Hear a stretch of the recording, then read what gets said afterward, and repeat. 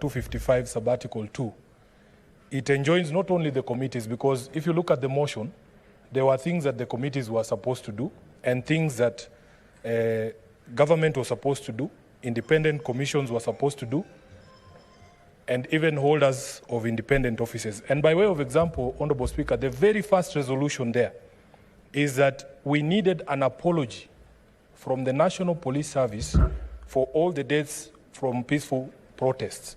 So there is an expectation that the National Police Service also needed to respond to us. There is a question of compensation, and the wording of the motion is compensation from the national government for victims of police brutality. Then, of course, there was the question of amnesty for prosecutions, which was also an expectation of the National Police Service, and a withdrawal of the cases from the Office of the Director of Public Prosecutions. In fact, our standing orders enjoin even those independent offices to be able to implement the resolutions of this House. I was in Kisumu over the weekend, and one of those young people was telling me that they are still facing cases in court. Honorable Speaker, it is also not lost on us that there continue to be complaints of abductions by unknown people suspected to be security officers across the country. Even as we speak, there is a famous case of a lady called Maverick Aoko. Yes, Maverick Aoko, who has been missing for a few days.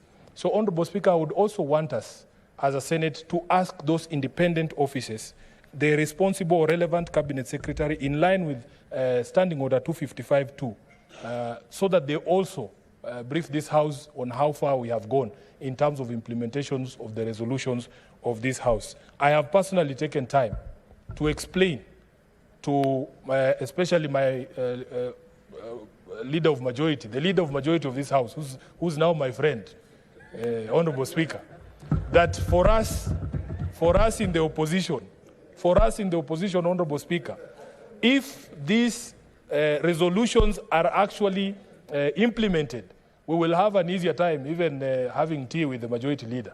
And he knows this. He was, Honorable Speaker, I'm being told the majority leader was distracted.